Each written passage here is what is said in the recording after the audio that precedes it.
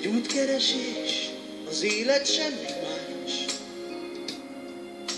Sokkal könnyebb, ha van mellette társ.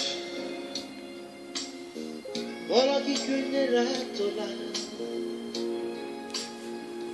és van, akinek.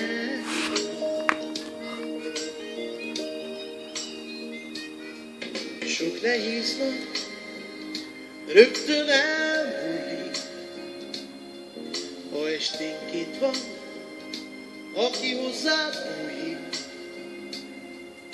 és elmondhatod neki, minek örülsz, és mi az, ami fáj. Ennyire szeretlek, imádlak nagyon, és köszönöm. Ennyire szeretlek, imádlak nagyon, és köszönöm a boldog éveket, amit együtt